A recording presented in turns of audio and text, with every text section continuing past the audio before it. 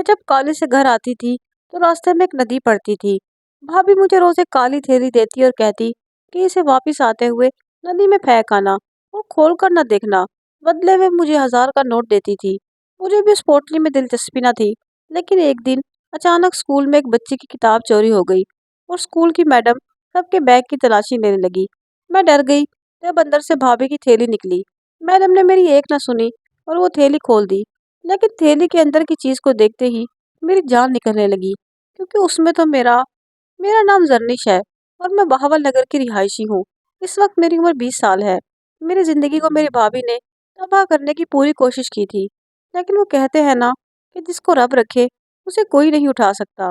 बल्कि ऐसा ही मेरे साथ भी हुआ। उस वक्त मैं 10 साल की थी जब मेरी भाभी घर में ब्याह कर आई। मुझे याद है वो दिन जब मेरे अकलौते भाई की शादी थी और वो दूल्हा बना था। हम सब बच्चे उस वक्त खेल कूद में मगन थे और मुझे ऐसा लग रहा था जैसे ईद का समा हो। पूरा घर सजाया गया था और बहुत सारे मेहमान घर में आए थे। मेरी ही हम उम्र के बच्चे जो बहुत खुश थे। हम सब ने बहुत मजे किए।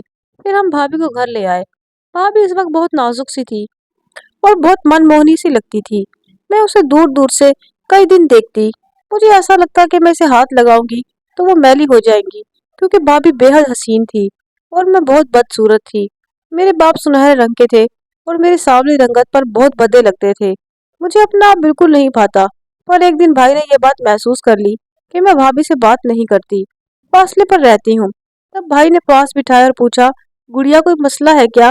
भाभी भी कुछ कहती है तो तुम उससे बात नहीं करती? मैंने कहा, नहीं भाई, अभी थोड़ी सी झिझक है, आहिस्ता आहिस्ता ठीक हो जाएगा। भाई ने भाभी को बुलाया और कहा, देखो ये मेरी प्यारी बहन है और मुझे इससे बेहद प्यार है। अब से ये तुम्हारी बेटी है। तुम उसे बिल्कुल बेटी की तरह रखना और इसका ख्याल रखना, क्योंकि अब से इसकी जिम्मेदारी तुम्हारी है। भाभी भी उसके बाद से मेरा ख्याल रखने लगी और मेरे साथ बहुत बातें करती। वो मुझे कपड़े देती और घर आते ही वो सब करती जो एक माँ करती है। भाई भी खुश थे और ऐसे ही उनकी शादी को 2 साल गुजर गए। भाभी अब भी कई कोशिशों के बावजूद माँ नहीं बन सकी थी। वो कभी कभी उदास भी हो जाती थी, लेकिन भाई कहते कि ये देखो हमारी बेटी है ना। तब मैं 13 साल की हुई तो भाभी ने एक दिन कहा, मैं तुम्हें एक पोटली दूंगी, स्कूल जाते वक्त उसे नदी में बहा देना और खोल के मत देखना। मैं हर रोज तुम्हें 1000 रुपए और बहुत से खिलौने ले दूंगी। मैं भी खुश हो गई और मान गई और रोज ऐसा करने लगी। ऐसे ही कई दिन गुजर गए।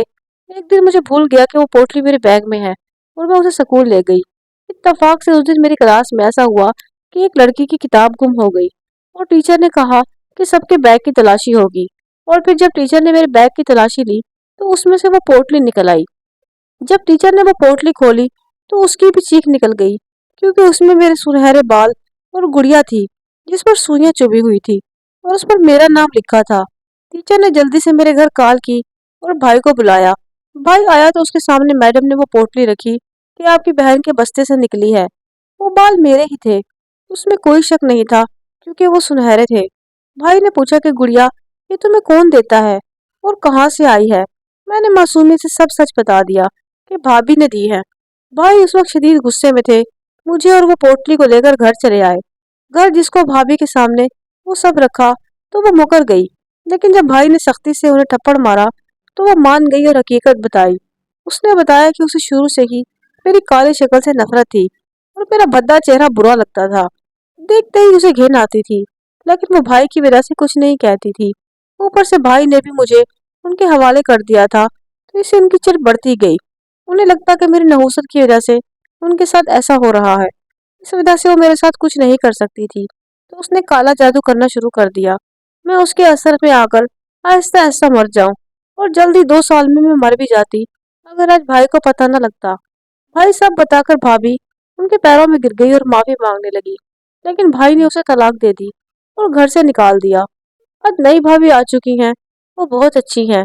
मेरी भी शादी होने वाली है और मैं भी बहुत ज्यादा खुश हूँ।